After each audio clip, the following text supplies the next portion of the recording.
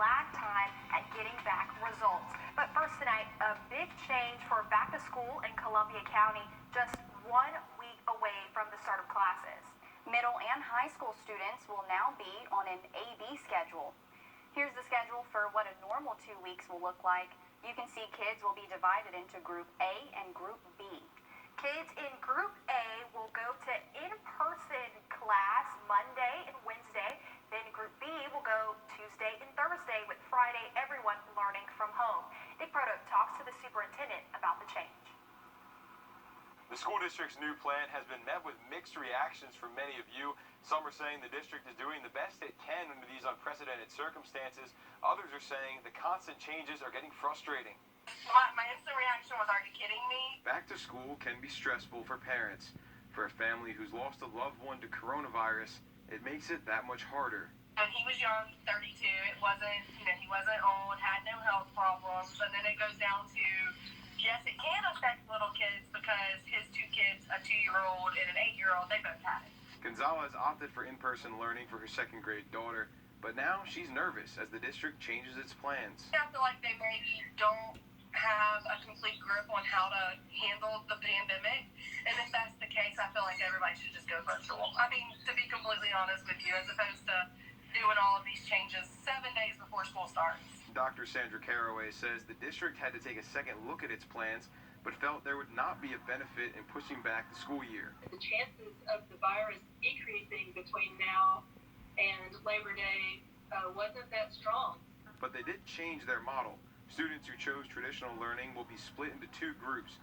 Students whose last names start with A through K will go to school Mondays and Wednesdays. Students whose last names start with L through Z will go Tuesdays and Thursdays. The days they're not in class, they'll learn from home. Our goal was to get students in, build relationships with them, get to know them, and if the virus really does get out of control, such that we had to go to a total learn from home environment, we would know our students well and know what their needs were. Dr. Caraway says the goal is to get everyone back in-person learning by the end of the school year. She says if everyone does their part, wears their masks, socially distances, they can achieve that goal and have a successful year. In Columbia County, Nick Wrdw on your side. 2 other districts going back to in-person classes next Monday are Warren and Emmanuel counties. Aiken County starts back with their hybrid schedule August 17th. Meanwhile, the start date in Richmond County got pushed back to September 8th.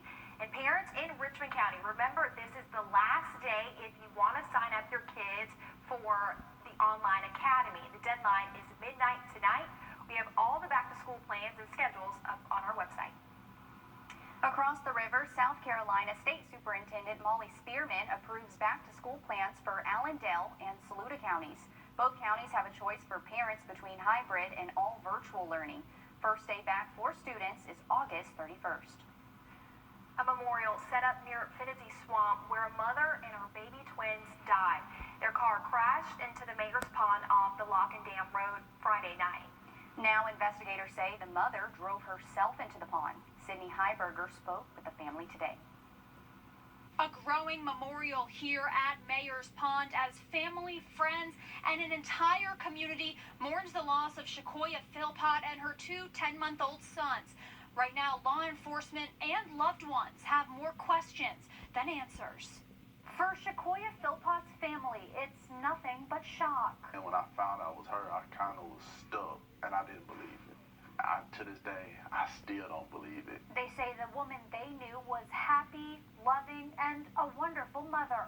I talked to her 3-4 days ago, and we was laughing and joking. But the Richmond County Sheriff's Office says it appears the 25-year-old drove her car into Mayor's Pond, where she and her twin 10-month-old boys drowned. Reasons unknown. She loved the boys.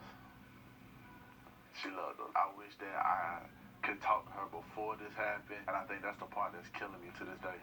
Friends and community members honored Shakoya and the boys by setting up a memorial at the pond and releasing balloons in their memory. I thank everybody for the love and support that y'all have given everybody in this time, and keep all us in prayer. For now, her loved ones wonder. I'm baffled. I don't know. I don't know. But remember her for the strong woman they say she was. The Richmond County Sheriff's Office tells me they're hoping the autopsy results will give them a better idea of how and why this happened. Until then, the investigation is ongoing. In Augusta, Sydney Heiberger on your side. Thanks, Sydney. Also from this weekend, a man now facing charges after a 2-year-old accidentally shot himself. An arrest warrant says 18-year-old Zylon Page hid the handgun in the woods near Village West Lane in Graniteville. He's charged with obstruction. 2-year-old Jamarius Rogers died after shooting himself in the chest. Aiken County deputies are investigating. An official dedication in honor of Melquan Robinson. Today would have been his birthday. The road formerly Daniel Avenue runs outside of Fleming Park, now renamed Melquan Robinson Jr. Way. 12-year-old Melquan was electrocuted after touching a fence at Fleming back in October 2018. Melquan's mom says it will serve as a reminder of the life she and her community lost. I know a part of his legacy is definitely going to live on, and no one will ever forget his name. That street sign right there can't be removed from Augusta Piers. It's still an emotional roller coaster type deal, but hey, we just got to deal with it as the day goes on. City leaders have been working on a plan for upgrades to Fleming Park, including a memorial for Melquan. But in the last commission meeting, Mayor Hardy Davis tabled the discussion because there was a lot of talk about the memorial, but not enough talk about the safety fixes for commissioners to feel comfortable with the plan. They're expected to talk about upgrades again in the next commission meeting next week. More news ahead as we get a quick check of the weather with Anthony Carpino. Hey, Anthony. Hey there, guys. So as everyone's heading out the door today, we're going to be seeing mostly sunny skies, a couple isolated showers out there we see in southern sections of the region. That's where we've seen most of the shower activities. We take a closer look just on the outskirts of Sardis. You're seeing a couple downpours with a couple strokes of lightning in there as well. All the showers in Allendale pretty much have fizzled out at this point, but it is still warm out there in many locations, feeling like well over 100 degrees out there in places like Augusta. Evans feeling like 105, and then you're feeling like the upper 90s in places like Allendale as well as in Sylvania. The actual temperature a little bit cooler in some locations depending on who just saw that rain. Allendale right around 81 degrees. They've been seeing some showers for the last hour and a half or so. In the lower 90s in places like Midland as well as in Sylvania. Mid 90s as you go north of I-20, right around Aiken area as well, seeing 96 degrees. Much more on the forecast with a chance for some showers as we go through tomorrow. Cases rising by the every day on both sides of the river. 2,800 Cases at Aiken Regional and almost 200 at Charlie Norwood. While more positive tests are confirmed every day, state leaders say the backlogs in processing them makes it nearly impossible to conduct contact tracing. But the backlog is also putting families in limbo as they wait days and even weeks in quarantine for their results. I-Team's Liz Owens shows how the delays are putting a financial strain on families. Imagine waiting weeks on a full paycheck, and the only thing keeping you from getting a full paycheck is your pending COVID test. That's the reality for many families stuck in limbo waiting on labs. Bye. Kiara Scott said goodbye to her 2-year-old son, Marcus, when she first started feeling sick more than 2 weeks ago. I stayed in my room for the first 7 days. I didn't have my son. I did not want to expose him. I was hoping to get the results back soon so that I could get him. She was also hoping to get back to work as soon as possible. You have to have that clear test to go back to work. I do. I have to show a negative result before I can get back to work. On July 8th, she went to CVS to get tested for COVID-19. What's your test results? I don't have any yet. That's 20 days. It is a very long and trying wait. Her chart still shows no test results to display. I'm still waiting. 20 days later. After day 7 came, we ran out of babysitters. So I literally had to have that personal prayer, like, God, if I do have something, please protect my son. She says CVS told her the results would take about 6 to 10 days. A disclaimer on CVS's website states the same, along with this. In some instances, our lab partners may take even longer to return results. They gave me a 800 number for the laboratory. The laboratory then told me, again, just was a backlog, not enough employees. That's what I heard with the second call. So understaffed and a lot of tests to do. CBS's lab partner is Quest Diagnostics. Quest posted this statement about the backlog 7 days ago. Demand for COVID-19 testing continues to outpace Quest capacity and is highest in the South. Many of the commercial labs are not returning tests in a timely way. It takes as long as 2 weeks or longer to get a test back. Dr. Kathleen Toomey stressed her concerns over the backlogs during Governor Brian Kemp's last news conference. That delay is unacceptable, and it's unacceptable both for the individual affected, but also for us to do the prevention interventions we need to do to protect the community as a whole. Findings in a recent study show contact tracing does not work if test results are delayed 3 days or longer. Scott just wants to get back to work. It's scary a little bit because when you're used to just making a certain amount, any amount lower is the thought of what will I have to cut back on. She's grateful to at least collect short-term disability, But there are people out there who do not have that. which is just enough to feed her son and pay the bills. Governor Kemp announced a new partnership with a lab about a week ago. They hope it will speed up test results across the state. Liz Owens, on your side. You may have seen these signs now up around town. Georgia Department of Public Health has them up across the state. They remind you to get tested, and if you're positive, isolate and quarantine. It's also calling for contact tracers. Information on that is on DPH's website. Progress being made on the I-20 bridge at the state line. Crews will be out there tonight as nightly closures start back up. So if you drive across the state line, listen up. Closures could start as early as 8 p.m. each day this week. All lanes are expected to be open by 8 a.m. every morning. We'll continue to keep track of these nightly closures for you. Parents in Richmond County, you can now sign up for meal services for the month of August. The school system is providing meals for students who would normally be in school. The food will be distributed on Tuesdays and Fridays. You can arrange to pick up meals at the nearest county school or along a bus route. You can sign up on the Richmond County Schools website.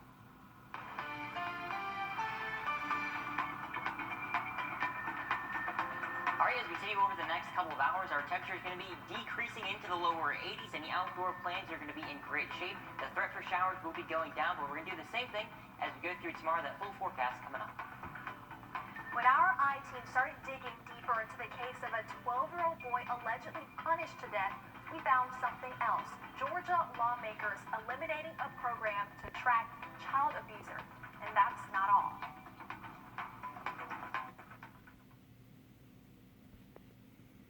Running through the state of Georgia.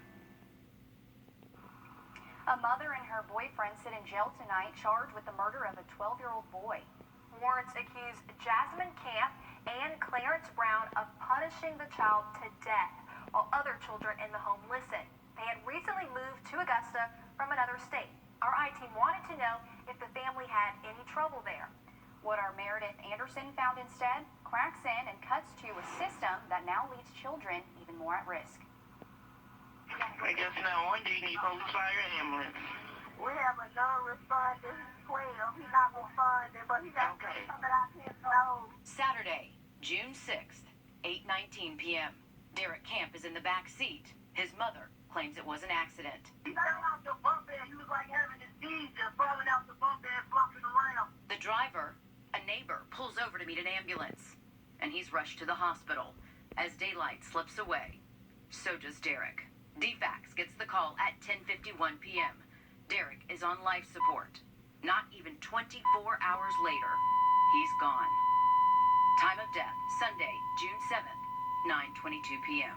This flatline is a devastating reality all too often in cases of child abuse, but it appears lawmakers are drawing the line when it comes to funding a way to fight it. First, though, let's start with state lines. DFAX documents obtained by the I-team show Derek Camp's family moved to Augusta in March from the Little Rock area, meaning a lot of pieces to this puzzle could be in Little Rock. After receiving documents from DFAX, the I-team tried to get documents from Arkansas, but different agencies in different states have different rules. The Arkansas Department of Human Services telling us it cannot confirm or deny a call, an investigation, or if we had specific involvement with the family. There's also no federal database that tracks this type of information, not even for investigators. As you can imagine, that can cause some roadblocks. We reached out to 2 district attorneys to talk about those roadblocks. They can't talk about the camp case, but they can talk about cases in general. It's a very common game that people use to use those state boundaries as kind of a protection. Natalie Payne is the DA for the Augusta Judicial Circuit. Bill Dupay for the Tombs Circuit. Arrest records might be the easiest to get, but they don't always paint a clear picture. Doesn't mean it didn't happen, doesn't mean it wasn't a crime, it just means it wasn't an arrest in that state. Sometimes it's difficult to even get information from another county in the same state. Largely, we're just very dependent upon happening to call the right person at that DFACS office. In some of the smaller cities in Georgia, that you may not be able to get somebody on the phone. Especially on nights and weekends. So the Georgia legislature passed a law creating its own child abuse registry in 2016. DFACS would maintain a list of all substantiated cases of abuse and neglect. Enter coronavirus. The I-team found COVID cuts didn't just reduce funding. The new budget eliminates the registry's funding altogether for the coming year. So this really now becomes a $1 million question. If the state can't fund a list, how realistic is a national one? This case bothered me, it still bothers me. Just reading the file again. He's talking about the murder of a 28-day-old baby in Wilkes County. Bill Dupay connected Edward Quinn to the deaths of not 1, but 2 infants in Michigan. Elizabeth Williams was 21 days old. Crystal Quinn was 35 days old. Charges had never been pursued. Is that a problem when there's not an arrest record? Yes, it is. That's an obstacle. Jimmy Talkington was a GBI investigator on the Quinn case. If you got somebody committing a crime within their hometown, their home county, then everybody knows them. You can figure that out pretty quick. But when you got a transient type individual that's trying to dodge the past, then that could be a problem. You may never find it. Not to mention, people like Edward Quinn know how to fly under the radar. Talking to the doctor, he just said they were just so convincing. I didn't call in DFACS, and 3 days later the child's dead from being beaten. The third one in 2 states. Edward Quinn is now serving life in prison. Jasmine Camp and Clarence Brown, meanwhile, wait for their day in court. EMS is here. Is he there with you right now? Yes, okay. According to Derek's DFACS report, the case manager visited Mom at the jail, who admitted to everything about beating Derek. The question now, were any potential warning signs missed when his family moved? Reporting for the I-team, Meredith Anderson, on your side. Important investigation there by Meredith. To weather now, Anthony. It's Monday. Will the rest of our week be as hot as it feels today? Yeah, we're going to be seeing a lot of those warmer temperatures, definitely sticking with that summer-like pattern as you're heading outside over the next few days. Today was a warm one with temperatures into the upper 90s, 98 degrees, the official high temperature here at Bushfield, about 97 at Daniel Field. As we look at our current temperatures around the CSRA, where we had some of those isolated showers, we're now down to the low 80s, so places like Allendale and southeastern portions of the region, you're a little bit cooler than us here in Augusta, right around 96 to 95 degrees at SRS, 95 as well as you're heading out the door in Saluda. A look at the active radar. We do have a severe thunderstorm warning just to the north of our viewing area by Greenwood. Right now, we are scanning mostly dry across the CSRA. Zooming into Sardis here, we had this one storm that was a little bit stronger just a couple minutes ago, but now that already starting to weaken. Most of those showers will be starting to fizzle out as we go through the next few hours. Where it hasn't rained, our temperature's still in the 90s, cooling off to the upper 80s as we go through about 8 o'clock this evening with mostly cloudy, partly cloudy conditions as we go through the rest of this evening as well. Our temperature's cooling down to the low to mid 70s as you're waking up tomorrow morning. As we continue on through the day tomorrow, if you're going outside doing some yard work, we'll see those temperatures into the mid 90s again with about a 20 to 30% chance at some isolated showers. More widespread showers will pop up as we go through the next couple of days as well. If you're going out to the golf course tomorrow afternoon, just be prepared for an isolated shower or 2. Other than that, it's going to be a great day to be outside. As we get through tomorrow afternoon, you can really just see the chance for those scattered showers, that typical summer-like pattern. We're also going to keep an eye on to the tropics. Tropical wave Invest 92L in the center of the Atlantic, expected to move closer to our direction over the next couple of days as we get through Wednesday and Thursday. After this, it's still a little bit uncertain if it takes a more track toward the ocean or makes a closer approach to the CSRA. So we'll keep that in the back of our heads as we go through the next few days as well. Our temperatures by Wednesday and Thursday slightly cooler as we're going to be seeing the chance for some more widespread showers, about a 60% chance at rain as we get through both of those days. As we get closer to the weekend, we'll see chances for showers starting to go down, but our temperatures will be rebounding back to the mid-90s, 96 degrees both on Saturday and Sunday, and overnight temperatures in the 70s. Thanks, Anthony. Multiple players on one baseball team test positive. How this could have an effect on the Braves? Next in sports. On your sideline, sports brought to you by the Hawk Law Group. The biggest news of the day comes out of Major League Baseball. 14 total members of the Miami Marlins baseball team have tested positive for coronavirus after taking on the Philadelphia Phillies this weekend. As a result, the Marlins game against Baltimore tonight was postponed. The Phillies game against the Yankees has also been postponed. Some of those Marlins players played against the Braves as recently as last Wednesday in Atlanta's final exhibition game. Also bear in mind, Braves catchers Travis d'Arnaud and Tyler Flowers began exhibiting symptoms prior to opening day. Neither has a confirmed positive case yet. We'll have to watch closely if the MLB takes any further steps regarding this season. GHSA member schools can officially begin mandatory practice starting today. Remember, all fall sports are starting on time with the exception of football, whose season start date has been pushed back by 2 weeks. That means volleyball and softball will begin having games as soon as August 17th. One of the main concerns for players and coaches alike is the Georgia heat.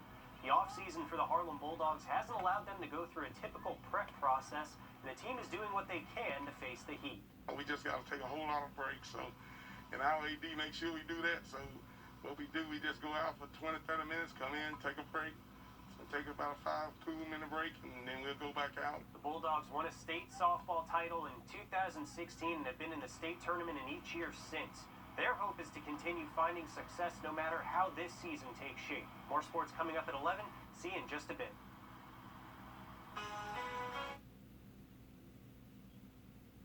You were injured in Sex on Instagram to see what's trending in your area.